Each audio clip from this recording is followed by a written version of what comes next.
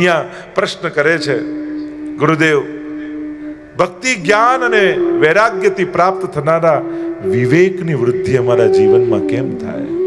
આ જીવ ક્લેશાક્રાંતસ્ય તસ્યૈવ શોધને કિમ પરાયણમ. આ જીવ ક્લેશથી આક્રાંત થયો છે. આ કલયુગ એટલે શું? ક્લેશ. કલયુગનો અર્થ જ થાય ક્લેશ.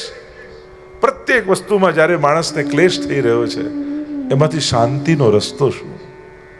ગુરુદેવ, એવો કોઈ રસ્તો બતાવો, એવો કોઈ સાધન બતાવો અમને, જે પાવન કરનારાઓમાં પણ પાવન કરનારું હોય, જે ભગવાનને મેળવી આપે એવું કોઈ સાધન બતાવો.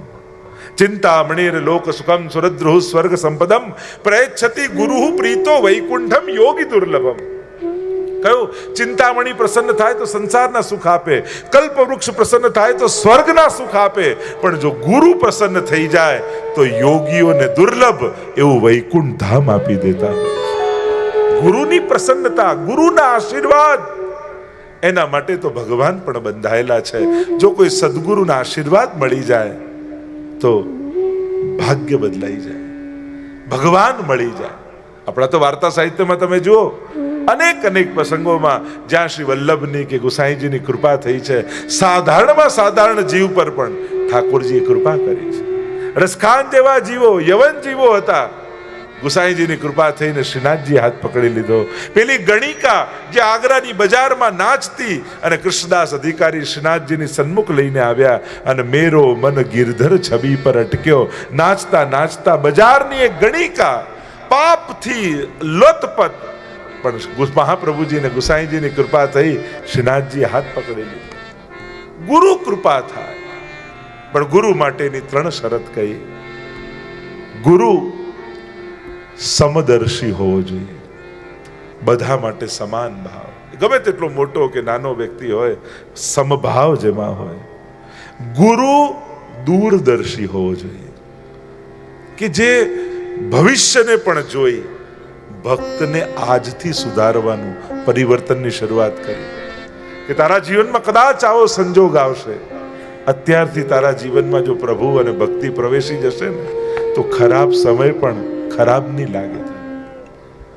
તો સમદર્શી હોય, દૂરદર્શી હોય, અને ગુરુ પારદર્શી હોય. જેવો ભીતર હોય એવો જ બહાર લાગે. એની અંદર પ્રભાવિત કરવાની બહુ વૃત્તિ ન હોય, એ પારદર્શી હોય. જેમ છે એમ સહજતા. મહાપ્રભુજીનું નામ છે સહજ સુંદર. એની સુંદરતામાં સહજતા છે.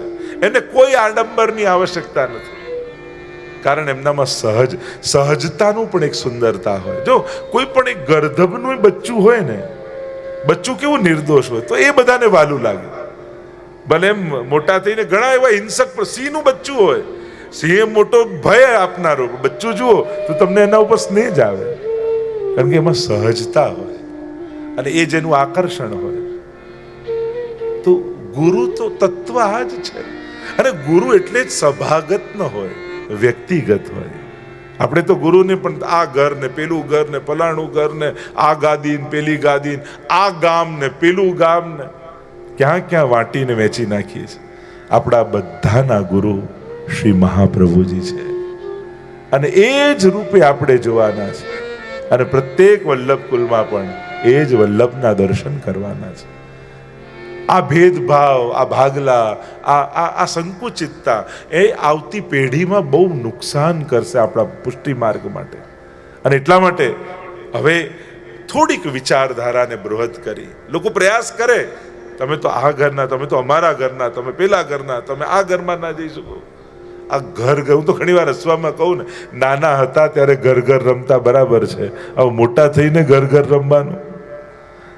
તો હવેનો સમય, કોઈ જેનામાં તમને મહાપ્રભુજી દેખાય ને, એના ચરણ પકડી લો, ગુરુ સમજી.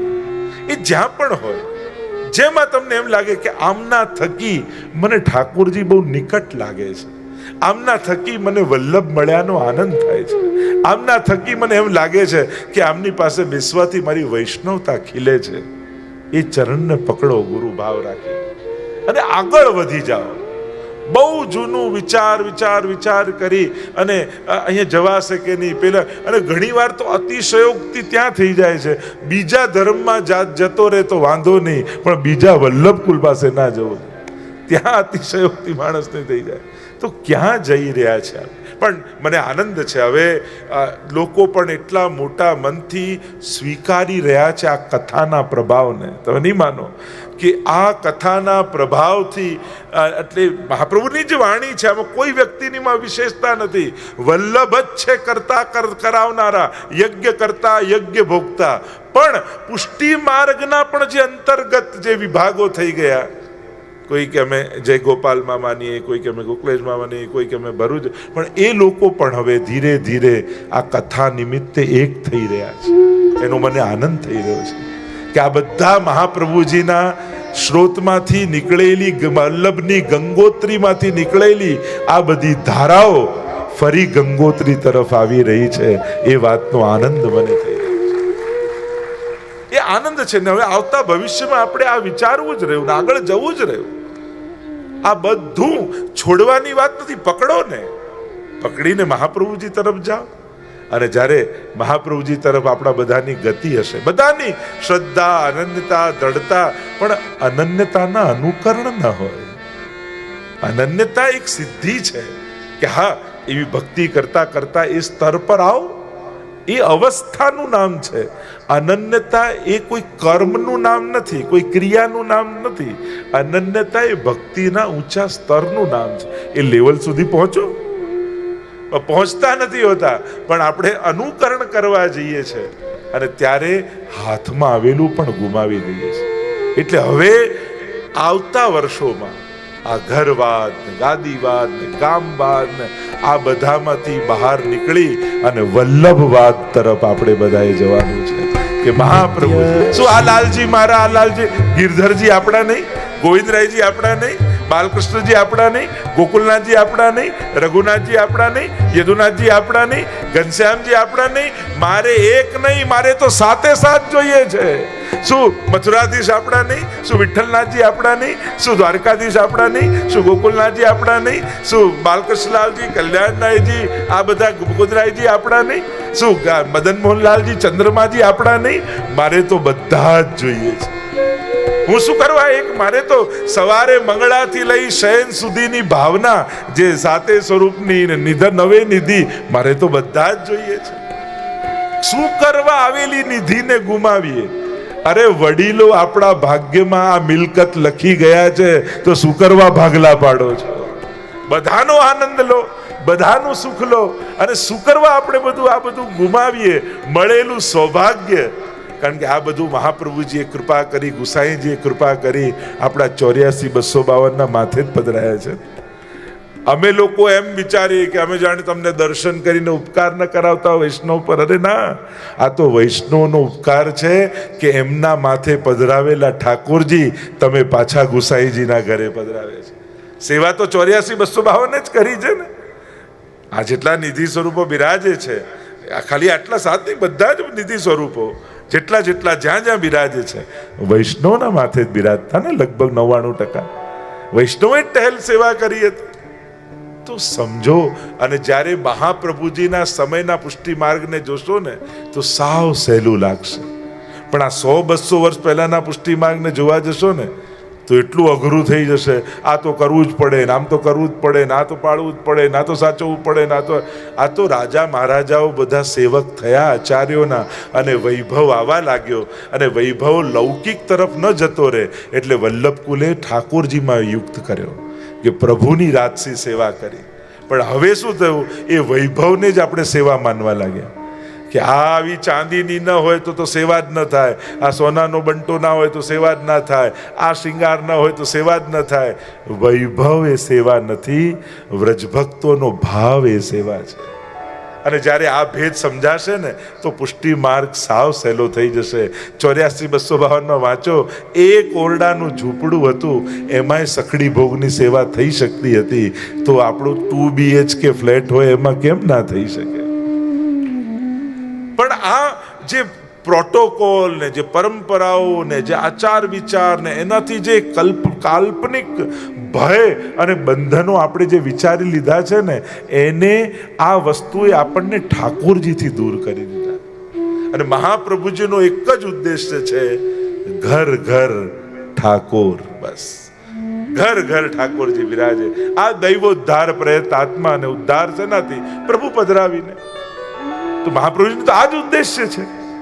એટલે આ બધી જ કાલ્પનિક ભયો મનમાંથી કાઢી કોઈ એક વલ્લભકુલ પાસે બેસવું અને પૂછવું, આટલી બધી પ્રતિકૂળતાઓ છે પણ મને સેવા કરવાની ઈચ્છા છે, હું કઈ રીતે કરી શકું?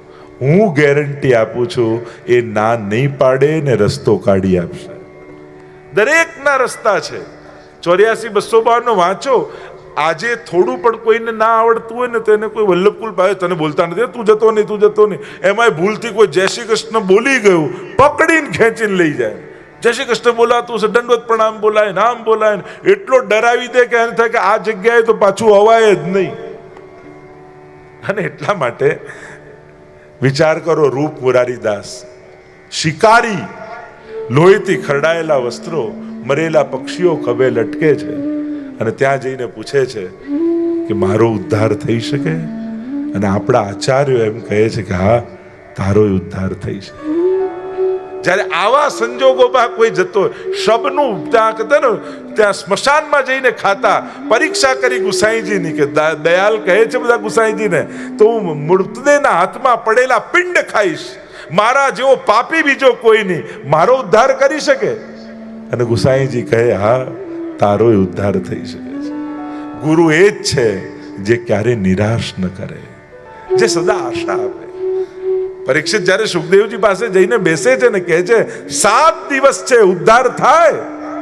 સુખદેવજી કહે 2 ઘડીમાં ઉદ્ધાર થયા એવી ઘટનાઓ ઘટેલી છે, 7 દિવસ તો બહુ કહેવાય તારા માટે. ગુસાઈજીને 84-252 વાર્તા વાંચો વૈષ્ણવો. પુષ્ટિ માર્ગ જેવો સરળ અને સ્વીકાર્ય માર્ગ કોઈ નથી. આ તો ધીરે ધીરે પ્રોટોકોલ ને વ્યવહાર ને આ બધું એટલું બધું આપણે વધારી દીધું, એને કારણે વૈષ્ણવ વલ્લભકુલથી દૂર થઈ ગયા, વૈષ્ણવ ઠાકોરજીથી દૂર થઈ ગયા. આ બધું હતું એના માટે કે ઠાકોરજી પાસે જઈએ, અને આપણે એટલું બધું વધારી દીધું કે ઠાકોરજી જ સેવા અસંભવ આપણને લાગવા માંડી. તો આ જ પતન છે. ભગવાનથી જે દિવસે વૈષ્ણવ દૂર થશે, સૌથી વધારે દુઃખ મહાપ્રભુજીને. અને જે દિવસે વલ્લભકુલ ખુલ્લા હૃદયથી વૈષ્ણવને સ્વીકારશે, તું જેવો છું એકવાર આવ મારી પાસે. જેને સુધારવો છે એને સૌથી પહેલા સ્વીકારતા શીખો. એને જો સ્વીકારશો નહીં ને શરતો રાખશો તો એ સુધરી પણ નહીં શકે. એના માટેની સ્પેસ ઊભી કરો. જેને કાંઈ નથી આવડતું, જેને આવવું છે, જેને ભાવ છે, અરે જેને અભાવ છે, એના માટેની પણ જગ્યા હોવી જોઈએ. તું આવતો ખરા. મેં તો મારા જીવનના અનુભવમાં ઘણું જોયું છે. ભગવાનમાં નહોતા માનતા, એ આજે સખડી ભોગ ધરીને ઘરે લે છે. એવી ઘટનાઓ મેં મારા જીવનમાં જોઈ છે. તો પ્રભુ કૃપા કરે. જેને શ્રી વિઠ્ઠલનાથ વિચારે રે, તેને પ્રગટ પદાર્થ ચારે તે, અને અર્થ સકળ તેનો સીધો, અને લીલા માહે તાણીને લીધો. ઠાકોરજી તો એનો હાથ પકડી લે. આ પુષ્ટિ માર્ગ છે જ્યાં બધાનો સ્વીકાર.